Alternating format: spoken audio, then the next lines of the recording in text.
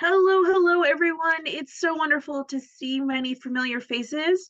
For those I don't know, my name is Carmen Mazzara, and I serve as Executive Director of APSIA, the Association of Professional Schools of International Affairs. In addition to being the home of the leading graduate schools of international affairs around the world, we are so proud to be the hosts of the Public and International Service Advisor Network, or PISA, as many of you may know it, as part of our ongoing efforts to help you bring more amazing opportunities to your students that get them engaged in international issues and policy and public service. We're delighted to welcome the team from the Boren Awards to speak with you today. As we go through the presentation, if you have any burning questions that you just can't leave without addressing, please feel free to put those in the chat. If you have any technical issues, please let me know or my wonderful colleague, Brittany Chor, and we will do our best to get those rectified as soon as possible. I also want to put in a couple of quick commercials. Next week, we have yet another wonderful advisor webinar looking at the Public Policy and International Affairs program. So we hope you'll come on back for that one. And then your students have lots of ways to engage with us throughout the fall. And you can find all of those opportunities in my regular Friday email, as well as on the APSIA events page. So we hope to see you, and we hope to see your students and your colleagues and everybody with the APSIA community throughout the fall. And with that, I'm going to invite all of our advisors to introduce themselves in the chat and invite Bailey to share her great wisdom with us, hard won over these last 4 days on the job. So thank you, Bailey, and the floor is yours. All right. Thank you so much, Carmen. Hi, everyone. I'm Bailey. As Carmen said, I'm the Outreach and Recruitment Project Manager at IIE for the Boren Awards. I'm very excited to be here to talk to everybody today. Just a little background about me. I myself am a Boren Scholar to Brazil 2020. I unfortunately could not go in 2020 because of the COVID pandemic. But last year, there was like a last ditch effort to get everyone to Brazil. So we got to go for 2 months, which was amazing. It's an experience. So I can talk from that perspective. Additionally, I was an INSEP service team member for about 8 months prior to transitioning to IIE. So I also have that post program experience that may serve as some guidance for you guys as well. And now, as the Outreach and Recruitment Project Manager, I have the pre-Boren experience. So I cover all the bases. So any questions you have, hopefully I can address them. But yes, very excited to be here, and we're going to get started. Let me share my screen quickly. All right. So the Boren Awards is a Department of Defense funded study abroad program, right? We are under the DELENCIO, right, which stands for the Defense Language National Security Education Office, and within DELENCIO, we have the National Security Education Program. And I'm doing this for those who may not be as familiar as some others. Carmen has let me know that there are some that are very familiar and some that are not so familiar. So just giving a little background, a little context. Boren was established by Senator David L. Boren from Oklahoma, who has since gone on to hold a host of positions within the federal government and also within academia. And we have 3 pillars: language, cultural service, right? So this is for the people who want to study those languages that are not typically studied abroad and who then want to use those languages that they gain while they're overseas to come back and work in federal service. All right. So, eligibility requirements, right? Baseline, you must be a U.S. citizen. This includes anyone who may be naturalized. You must be planning to study a foreign language intensively in an eligible world region, right? So, like I said previously, this is not your standard study abroad program. We do not do any of Western Europe, so no Spain, no France, no Italy. So sorry. No Europe, no Canada, no Australia, no New Zealand. The student must also be matriculated at an accredited U.S. institution or applying to graduate school when they apply for Boren, right? So they must remain matriculated throughout their entire, during the entire study abroad program. And if they are applying to graduate school, they must be enrolled in graduate school when their program starts, right? So if they're not, when they apply, if they are not currently in grad school, they must be in grad school by the time their program starts. Another requirement is that they cannot be a citizen of the destination country they're planning to go to. So an example, I'm going to use Michael. I hope he does not mind. Michael his sons, they are both citizens of Colombia and the United States. If they were to apply to Boren, they cannot apply to Colombia. We are not sending students to Colombia anyway. However, if they were to apply to Colombia, they could not because they have dual citizenship. And here you can find the QR code to our basic eligibility requirements page on our website. And these QR codes are scattered throughout the entire presentation, so feel free at any time to stop, scan, take a look. All right, our maximum awards. So we have two programs. We have the scholarship program and we have the fellowship program. Scholarships are for our undergraduate students and our fellowships are for our graduate students. The maximum amount that that scholars can receive is $25,000. That's their cap. But the caveat is that their program has to be anywhere from 25 to 52 weeks.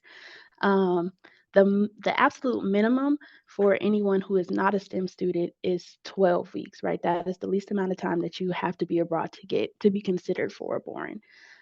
If you are a STEM student, um, so that's anything science, technology, engineering related. It has to be a minimum of 8 weeks, and they're only eligible for $8,000. 8 to 11 weeks, $8,000. For my fellows, they can potentially receive up to $30,000, right? And this includes a summer domestic portion that occurs prior to them departing overseas. Now, the summer portion, they can receive up to $12,000, the domestic program. However, the standard is kind of that they opt for a cheaper summer domestic program. So typically the ask is $5,000 for summer, and then they have that full $25,000 to cover their year abroad if they do a 25 to 52-week program. Talking about Boren, the money, what you can use Boren for. So Boren covers your one round trip ticket that must be compliant with the Fly America Act. So it has to be an American airline. Program tuition and materials, overseas medical insurance, lodging and food costs for time and country, local transportation, and now visa fees and visa related travel. Boren cannot cover passports, vaccinations, any other dependents, personal travel, entertainment, any US Bay rent or any kind of bill payment, and other non-Boren related costs. So Boren highly encourages anyone that is involved with ROTC to apply to Boren. They are proven to be strong candidates, right, because they're already showing a commitment to federal service. Delencia also runs another program that is called Project Go, which is a program that strives to get those midshipmen that are already in ROTC abroad and gaining those critical language skills while they're in their undergrad programs. U.S. veterans is also a preferred status, right? Again, you show commitment to the federal government. It looks amazing within your application. And now we're going to move on to selection criteria. There are three criteria that we want to cover, and the first is language and culture, right? So throughout students' presentation, throughout their application, they need to demonstrate a serious commitment to language study before, during, and after Boren, right? And they need to select a program that maximizes their opportunity for language immersion overseas. They should also set realistic expectations for proficiency gains. And if they have any questions about the list of programs that Borens have participated in the last 3 years, again, you can scan the QR code. And this is really important, right? Because one of the essays is specifically about why you need a Boren, right? When students are applying to Boren and they come across this language and culture section, their main goal should be to communicate why they need a Boren, right? How can Boren help them learn their language? Which then transitions us into our second criteria, which is U.S. national security, right? So they need to explain the relevance of the country, language, and/or field of study and how it relates to national security. And this can cover a broad range of public policy issues, and we define national security very broadly, right? So there have been a number of arguments for things like economics, food security, and so on and so forth. But it should be detailed and specific and related to their academic interests and professional goals. And this ties into our final criteria, which is public service, right? Again, language, culture, service. Those are our three pillars. So why do you need Boren to help you learn this language? Um, why is it important to study this culture? And how does this apply to your future career in public service? And again, how is all of that related to national security, right? So when students apply, I make it a point to communicate that, hey, this is a, an opportunity that's paid for, but you pay the government back with service, right? So you're committing to a 12-month service requirement once you return from overseas. And there's a preference for applicants who demonstrate longer term commitment to government careers, right? And there's a bit of flexibility in that, right? So scholars, when they come back from abroad, they have 3 years to kind of see what's out there, and fellows have 2 years. And also when they come back, IIE and NCEP, we host the Bourne Federal Seminar, which is a big opportunity. We actually just hosted our seminar last week, from the 7th to the 8th, and we had 33 agencies come out covering Department of State, Department of Defense, Commerce, and a whole bunch of other agencies. They all came out. It was our biggest number of agencies yet. And it's an opportunity for students to engage and kind of see the jobs that are out there prior to them beginning their federal job search on their own. But yeah, in addition to that, there's also educational deferments of service. So if someone, you know, a lot of our uh, fellows, they tend to be academics for life, and a lot of them want to continue pursuing more education, right? And so there are deferments, right? If we have someone who's pursuing a graduate degree who's like, hey, I really want to go get my doctorate, there's a deferral for that.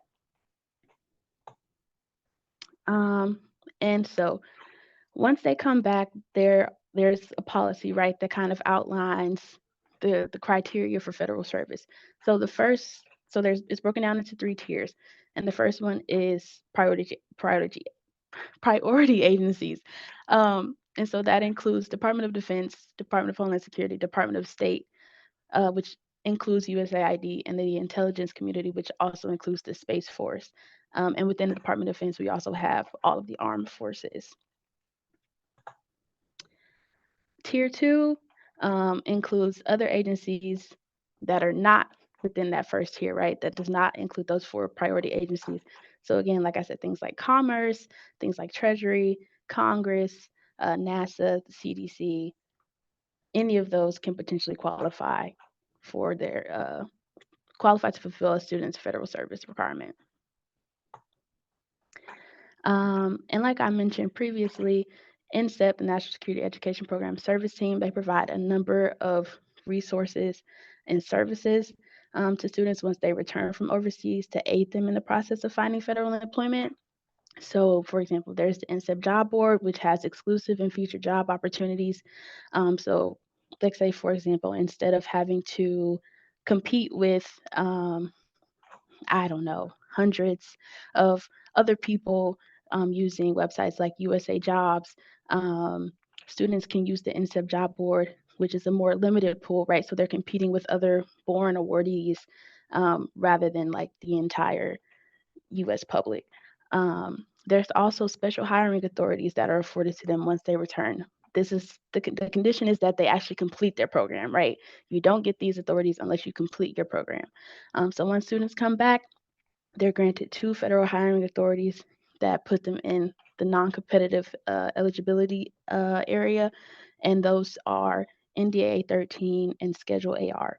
The difference between the two is NDAA 13 has a career appointment conversion after 2 years, I believe, but Schedule AR does not, and it's limited to 4 years.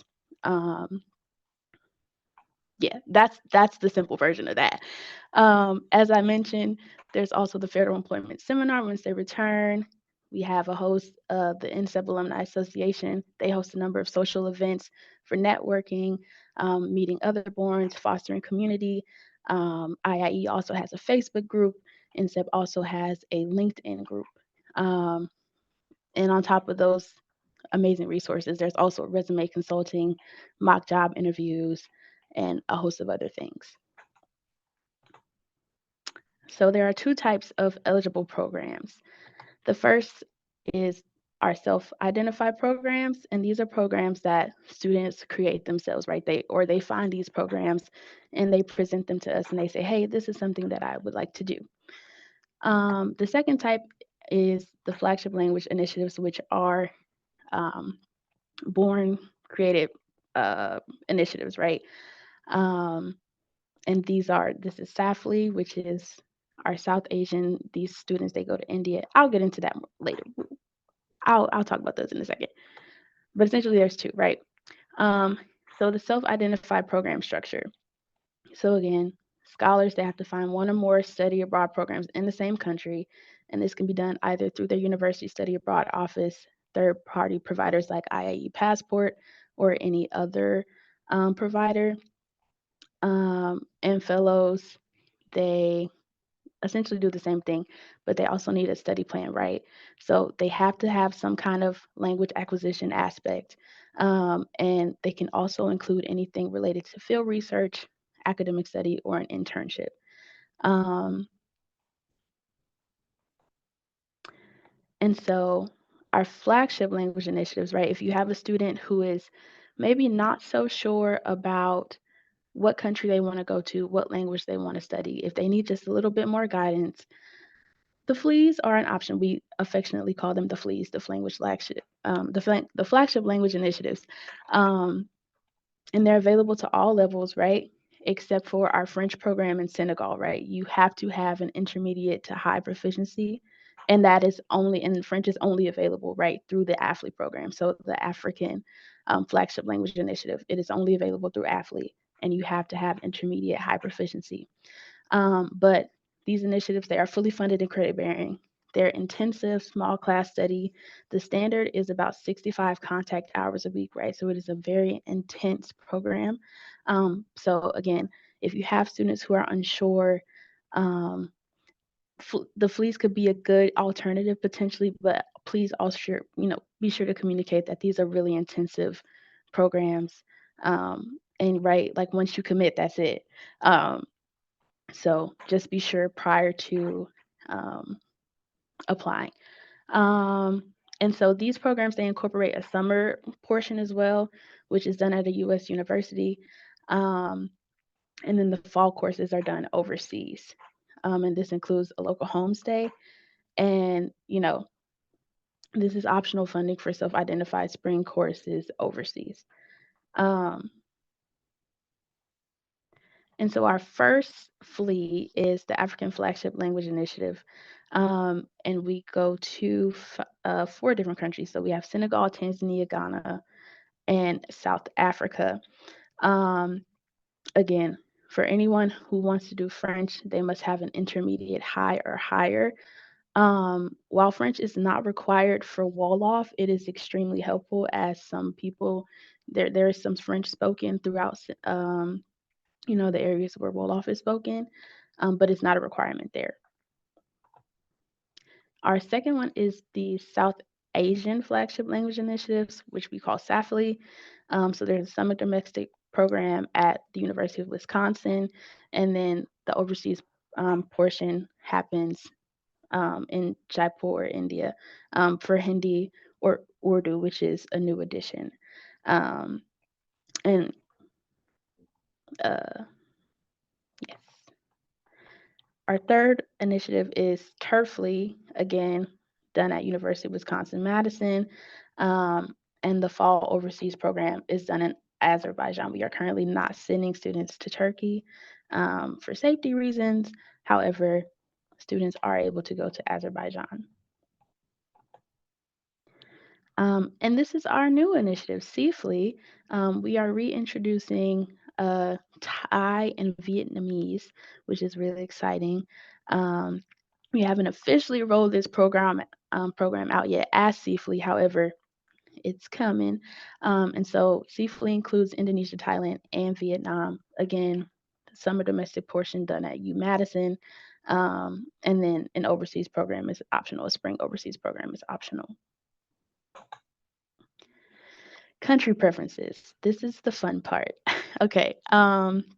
So our green countries are good to go, right? If a student wants to travel to one of those countries, um, it's fine. Like they're cleared.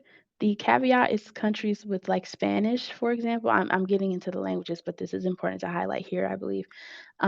For any country that speaks Spanish, so for example, Argentina or Chile, for example, um, those programs you need to have like an intermediate high level as well for Spanish. And Sarah, correct me if I'm wrong on that, but I believe I'm right. Yeah, Um, actually, no. For Spanish, you need to have you need to be advanced at advanced level. advanced level. Um, so you need to be an advanced level of Spanish, right? But an option, which is something that I did, I also had a background in Spanish. Um, Depending on who you're talking to, some people will say that Spanish and Portuguese are very similar and they have their ways in which they are.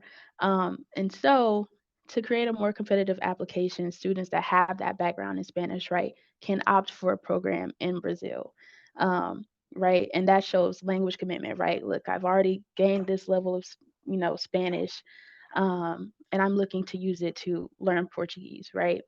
Um, so that's our first tier, our green. Our blue countries are countries that they are preferred, but we may not be able to send students there. Um, and so students, they need to have a viable alternative plan in another country for the same language, right? So if there's a student who wants to study Russian in Russia, we can't do that again. Um, However, they could opt for a program in Latvia, a program in Kyrgyzstan, or another country where Russian is spoken. Um, Applicants for Arabic, Mandarin, Russian, they have to have a plan for another country anyway for the same language. So again, Arabic, if someone wants to go to Egypt, they need to consider somewhere like Morocco. If someone wants to study Mandarin in China, they need to consider somewhere else like Taiwan or Singapore. Um, and our countries in yellow, they are non-preferred countries. Um, so yeah. So the countries in yellow, they're non-preferred, but they are still eligible for Boren funding. It's just that if you propose a non-preferred country, you need to make a particularly strong argument on your application about why Boren should send you to a non-preferred country. So, for instance, Mongolia is eligible, but it's not on our preferred list. But if you did have a student who wanted to study Mongolia in Mongolia, you could, off the top of my head, I could think of a really strong reason why it would be good, what with it being located between two major global powers. So yeah, eligible, just not preferred. So you just need to make a particularly strong argument for it in your application. Sorry, Bailey. I'll No, tip you're it back to you. good. Thank you. Um, yeah, and so those are our country preferences. We also have language preferences. And so this is our list of languages. Um, all African indigenous languages are preferred. All of them are not listed, right? Because that would be a very extensive list. Um, Again, the one caveat to French is that it's only available under AFLI, right? So the African Language Initiative. Um, and you have to have that intermediate level um, of ability. And then for Eurasia, we have things like Albanian, Armenian, Azerbaijani, Bulgarian, Croatian, East Asian, same thing, Cambodian, Cantonese, Indonesian. The list goes on and on. For Latin America, you also see Haitian Creole. We have had some past awardees study in Haiti, though I believe we are not currently sending anyone to Haiti. Um, but again, and Spanish isn't listed, though Spanish technically is eligible. But again, you get a stronger application if you have that Spanish background and you opt for Portuguese. Um, so No, just to yeah. jump in, similar to how the yellow country, the countries that are eligible but not preferred, the same with Spanish. It's eligible, but it's not preferred. Reason being is because Spanish is already widely spoken in both the U.S. and in the U.S. government. So if you do, like Bailey said, the easier route would be to use your Spanish language background and try and then move towards Portuguese.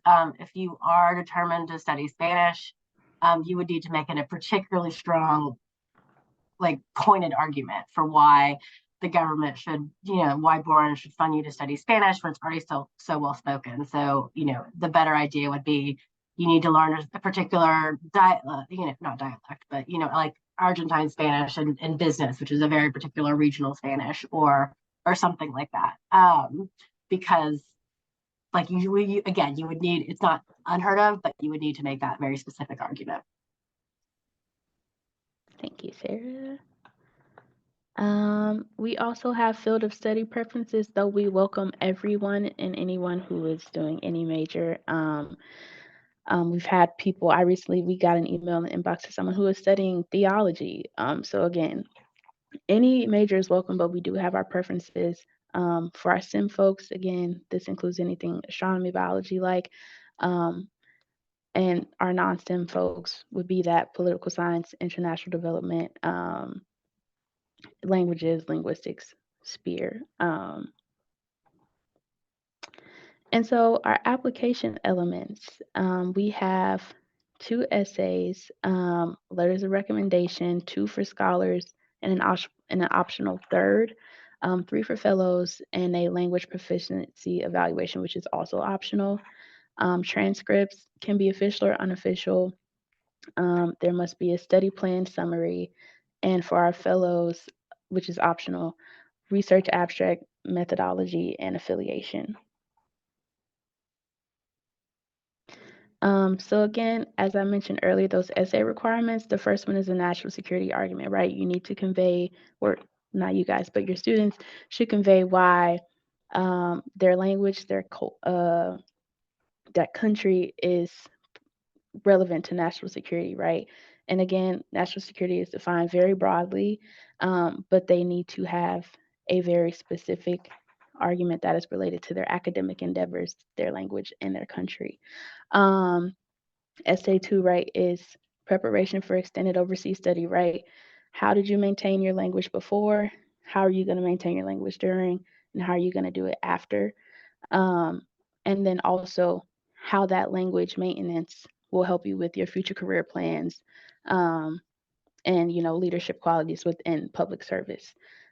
We have a competitive essay webinar that is on our YouTube channel and also our website. If you want the live version, you can look for an invite to that later this year, if you have any questions or anything of that nature that you would like to ask. And this is our application timeline, right? So you start, the application opened in the fall, it opened August 15th, I believe. And you can start an application anytime before the deadline, which is January 24th for fellows, January 31st for scholars. Right, so you hit submit on either January 24th if you're a fellow or January 31st if you're a scholar. And then all Borens will be notified in mid to late April of their application status. If a student is awarded a Boren scholarship or fellowship, they're required to attend convocation, which happens in person in DC. We pay for their accommodations, for their flight, but there is, they need to be there to get all of the necessary information they need prior to their departure to their overseas programs. And again, like I said, application deadlines, scholarships, January 31st, fellowships, January 24th. And so for this application cycle, the earliest departure date for scholars and fellows is June 1st of 2024. And the latest departure date is March 1st of 2025, right? So their program needs to begin sometime between those 2 dates. They cannot leave any earlier, and they cannot leave any later. So just something to keep in mind if they're doing a self-design program, right? Something they need to have a program that is within that time frame. And my final slide, if a student would like one-on-one consultation, or if an advisor would like consultation, you can book with us here. We have a Calendly link as well. If you email us, we can get that to you. We also have 4 campus rep workshops coming up over the next 2 or 3 or 4 weeks. The first one is September 18th. from noon to 2 p.m. So feel free to jump on that, whether you're new or seasoned. We have a couple of changes to the application this year, which includes no more budgets. So if you want to learn more about that, please feel free to hop on and subscribe to our Boren newsletter. We send out updates about webinars and applications. Um, and with that, I will close. So if you have any questions, we have 30 minutes. Thanks, Bailey. And I invite all of my colleagues to start getting their questions in. And it looks like we've already got some good ones in. Gabriella was hoping you could go back one slide and get it, or you can just share with us again the timeline in terms of the latest students can leave. Sure. So the earliest, I'll also pull it up here. The earliest students can leave is June 1st, 2024. The latest students can leave is March 1st, 2025. So what students can propose anything in that window to go. Correct. Great. So I do have a couple questions, and I again invite everybody to keep them coming in the chat. One of the questions that I received was about that, quote, demonstrated commitment to language learning, particularly for students who might be pivoting languages. Are there good ways that you've seen or used yourself to tell that story? Why a love of languages is there broadly, and then this specific language is the direction they want to go? Yeah, I think there are some languages where that's easier to do. For example, like with Spanish and Portuguese, right? Because they are so closely related and they're also within the same region. That is kind of easy to see how your interests could align within both languages. Repeat the question one more time, though, just to make sure I'm getting all of my answer in there. What are good ways students who are pivoting languages can explain their love of learning languages broadly? Yeah, I think, right. And is this within the application? Like for example, you're pivoting from Spanish to Portuguese, or is it just I was originally learning this language that's eligible but not preferred, but I want to think learn it's this. more, yes, I've been studying Spanish, but I want to get a Boren to do Wolof or Arabic or something along those lines. But you had noted that the application was looking for candidates who have a demonstrated love of language learning, but how do they do that if they're not continuing in the same language? Well, I think that's easy, right? I think by applying for Boren in general, you're showing that you have a general interest in acquiring another language. So that's one way. And two, again, any formative or formal language, and even if it's not formal, right, it could be self-taught. If you have any experience learning a language, that shows that you have a desire to communicate and to learn about other people in other languages.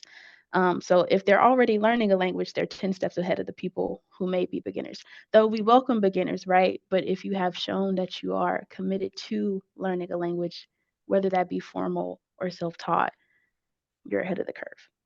I hope that Haley, answers let me jump in here to kind of round out your answer, which was fantastic. For those of you who aren't, I'm the Boren Outreach Square. My name is Sarah Chow. I also work for Boren, but I work on the application and selection side. So like my whole job is looking at people's application questions and answers. So what Bailey said is absolutely correct. If you're switching from Spanish to Portuguese, that's a really great and a really natural transition, easy to kind of explain. Another way that a lot of applicants will show is by excuse me. You can kind of go into both the national security argument, your academic background, and or what you want to do for federal service. So, for instance, say you spent a lot of time studying Mandarin in like high school and college or what have you, but you're applying for a Boren to study Korean in South Korea. At first glance, like, well, why are you abandoning 8 years of Mandarin to switch to South Korean? But say your future goals are to work for the state, the Department of State as an East Asian area regional specialist or what have you. And so in which case you would say, I have this background in Mandarin. South Korean or Korean isn't like Mandarin necessarily, but because I want to have a familiarization with the entire region, that's why I'm pivoting to this particular language so I can have a broader understanding of this region, which will help, make me a stronger candidate for my future career plans or what have you. So things like that are how you can kind of show why you're choosing a completely different language that you studied in the past. And that's a really strong way to, a really good way to kind of link your academic background and your future federal service plans with like what you're proposing to study for Boren or what have you.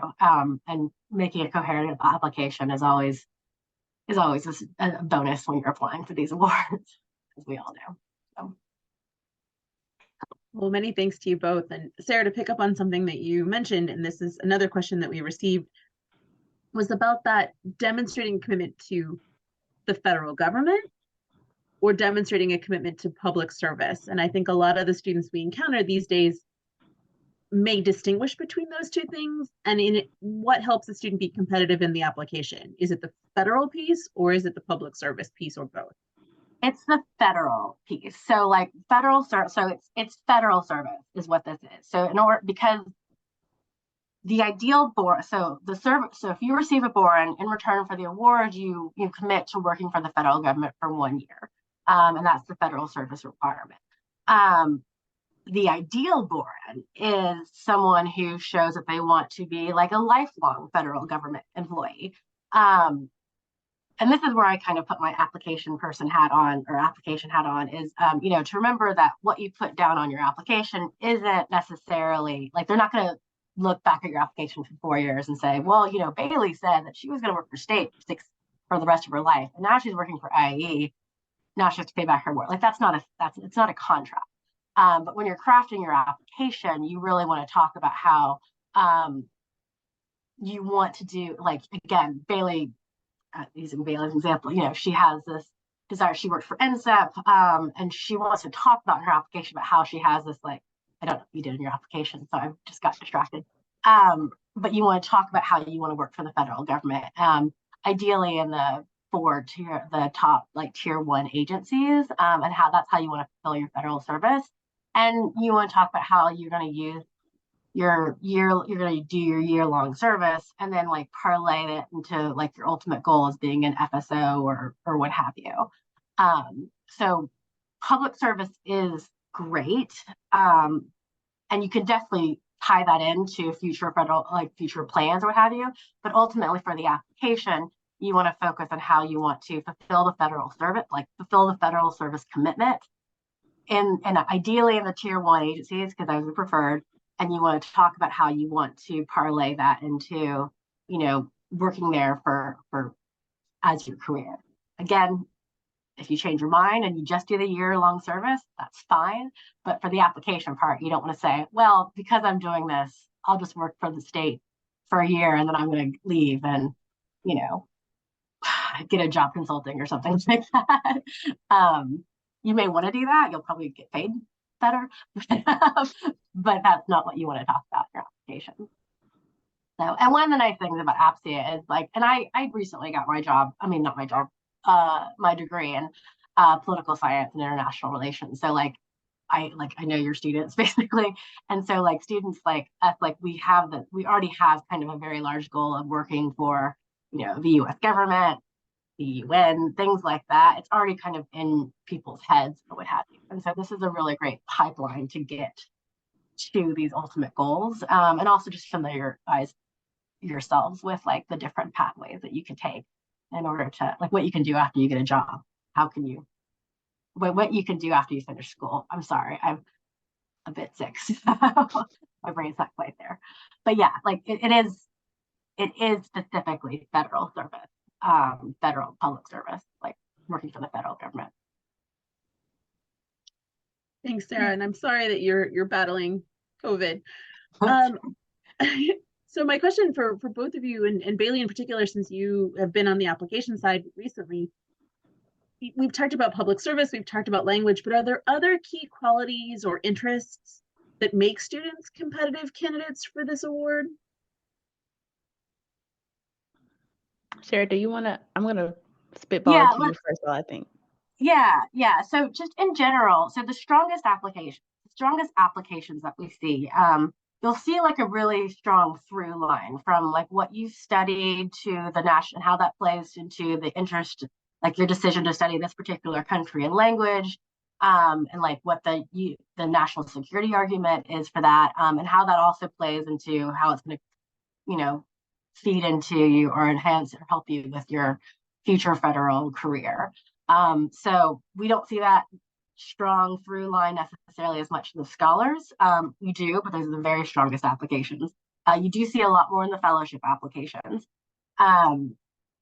by nature of them being graduate students. But those are going to be the strongest, like a good through line. So like I'm studying, you know, I'm studying. So here's my example that I always like to say, like, so say I'm studying Mandarin but I'm applying to study Mandarin in Taiwan, but I'm an environmental studies engineer or major.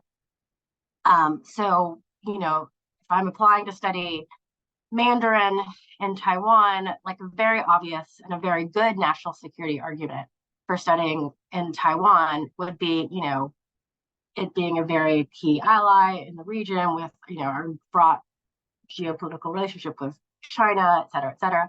And for a lot of your students, probably that would be a really good argument because they are international relations majors, they are public policy majors, things like that, that would be. But for me, as my fake application, if I was like, say, an environmental studies major, I could make that, but it doesn't necessarily flow with what I've studied. Instead, I could say, well, Taiwan is a close, you know, a close ally of the U.S., but as an island nation, they're doing a lot of really interesting things, trying to shore up coastal communities to fight climate change and what have you. And we can learn, like, by learning that, we can share information, et cetera, because I want to eventually go into the federal government to do something with that. And that shows, for me as an environmental studies major, that shows a much stronger through line of why I've chosen Taiwan and my national security argument and what I want to do than if I had just done the typical, you know, China big bad geopolitical argument, what have you. So that's when Bailey had said, you know, Boren has a very broad definition of national security. That's what we mean, is that anything can be national security.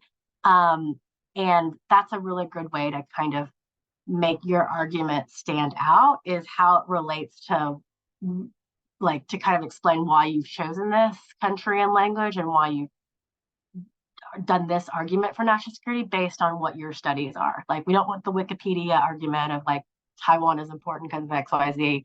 We want to know why Taiwan is critical because of your particular angle to it, what have you. And then just on another kind of like off the cuff thing, you know, these reviewers who are reading the applications, if they read 15 essays that are kind of very similar, and then all of a sudden you come and say, hey, no, I'm going to study Taiwan's coastal community, blah, blah, blah. That just as a reviewer, like, oh, that's different. So it'll kind of ping a little bit more. So again, it just kind of depends on, you want to make your specific argument based on who you are as an applicant. And like what you studied and what you want to do. For instance, I met one of our applicants last year. She's studying Portuguese in Brazil, or she's back now. But she was I think a sociology major, something like that. But her essay was about like gender equality and women's rights in Brazil. And I didn't read her essay, but that's what the gist of it was. And the way she formulated it, she received a Boren because of the way she formulated. So like on its surface, that doesn't seem like national security, but it absolutely could be depending on your argument for it. So we really encourage applicants to kind of think outside the box and the typical, like, again, Wikipedia, this is why this country is important, XYZ essays. Thank you. That's great advice. We have about 10 minutes left. So again, I invite my colleagues to put any burning questions, things you often hear from students that you'd love the official word on, any of those pieces. Sarah and Bailey, I also know that among the qualities you're looking for students, one helpful bit can be geographic diversity of either where they are studying or where they happen to be from. If that's still true, could you speak a little bit more about that element? Yeah, I can jump in on this, Bailey, if you don't mind. Yeah, so exactly. So what's interesting about Boren is again, we are looking for, distribution and diversity are two of the big key components that we look for in our applications. And what that means is, again, it's not just like your typical DEI as far as like, we're really looking for, because of the program that we are and where we're based, we get a lot of applicants from the DMV area. And that's very natural. They're, very much geared towards, they're in the DC world or what have you. We get less applicants from like South Dakota or like Iowa or what have you. And so the idea though is that this is a pipeline to, to the federal government, and we want the federal government to be filled with diverse viewpoints, not just from like ethnicity and race and gender and what have you, but also someone who's from rural Iowa versus he's someone who grew up like just outside of DC or what have you. Because, this has been the news for the last few years. Obviously, organizations make better decisions when they have everyone there is not the same, doesn't have the same viewpoint. And the same thing is what we're trying to do for the government as well, is trying to have different viewpoints as well. So it absolutely is. Ultimately Boren is still a merit-based award, so you still do need to have a strong application, but absolutely, if you have a strong application and you're from Iowa, that's looked upon very, very favorably. I say Iowa, I just pulled that out. I don't have the distribution in front of me. And if everyone's here from Iowa, I apologize. I was just talking about Iowa. I actually think we do have a fair amount of representation there. For our colleagues who are from Iowa, well done then. Any other questions or comments for our colleagues? Bailey, would you also please advance to the slide that you have with your contact information, so folks, if they do have questions that they're not comfortable sharing now, can be sure to get that and capture that. Thank you. Yeah, and I mean, one thing I just like to say, and interrupt me if anyone has any questions, is, Bailey's a really great example of someone who's kind of gone through, unfortunately, the worst of study abroad experience through 2020. But, she's still working off her federal service by working for IIE or what have you. So she worked for NSET for 9 months, and now she's working for a contractor of the DoD, so that still counts as service. So it's less, I think, for your students. I think your students are kind of typically thinking of moving to the DC area and working for the federal government and what have you. But for those students who are kind of unsure or, just, I personally don't want to live in DC. But I would fulfill my service. I'm based in the New York office. I probably should have said that at first. I'm based in the New York office. And I would be, if I had to, I'd be fulfilling my service with what I'm doing right now. So the federal government, as you guys all know, is the largest employer in the world, or sorry, not the world, in the country. And so, while a lot of most of the jobs are in DC, there are jobs all over the country. So if you are from Texas and you can fulfill, there are ways to fulfill your service in Texas. So, and there's a lot of different avenues of doing this or what have you. So it's a really great opportunity for students, who are interested in like the federal government and the various avenues that it has with it. There's a lot of pipeline. It's a great pipeline to break into the federal government, because USA jobs can be just like a massive stuff, whereas NSET is a lot more focused and easier to navigate. You also, Bailey had mentioned, you also get special hiring authorities, which like he could probably explain it more, but we don't need to go into HR of the federal government. But basically lets you skip a couple of steps, means you're qualified for things that a lot of other people, regular people aren't. And then just because we have all these resources, I went to a very good undergraduate school. I am sure that we had a very good career services department. I did not talk to them at all. And so when I graduated, I was like, what? I have to do a cover letter for each different job? That's crazy. So with this, I'm sure all of your schools have good career services offices, but this would be a good thing to also talk to your career services department or office. And it's a great way to like give students a little bit of hand holding and guidance, like pointed guidance to get them, the first step on their career, which I think is very exciting about this award. Sarah, since our attendees today are all undergraduate advisors, I'm sure you just broke a number of hearts when you said that, but I know, I graduated ages ago, and I that's on me. Now I'm sure the rest of my school right now. Well, friends, I think not seeing any other questions, but you have lots of other ways to stay in contact with our Boren colleagues. We will wrap up. I just want to thank everyone again for joining us today and remind you about our other upcoming webinars, both for students and advisors. For you all next, 2 weeks from now, September 29th, we'll be talking about the Public Policy and International Affairs Fellowship Program, which is a wonderful opportunity for those of your students who are juniors and also feel that call to public service to get involved and a really good dose of different skill sets they'll need to be competitive in graduate school and in those public service careers. And I'll throw that link in the chat right now. That's for the September 29th event. And then in October, we'll be talking about the English for Heritage Language Speakers program, which is another great way to use those language skills your students may have in public service. And then finally in November, we'll be talking with the Scoville Fellowship, particularly for students who feel that desire to go into think tanks or advocacy groups or other nonprofits around the DC area. That's all content for you. And then, as I mentioned, we have many, many different events coming up, all of which are on our public events page, apsia.org/events, aimed squarely at your undergraduate and young professional students. So please let them know how they can get engaged with us.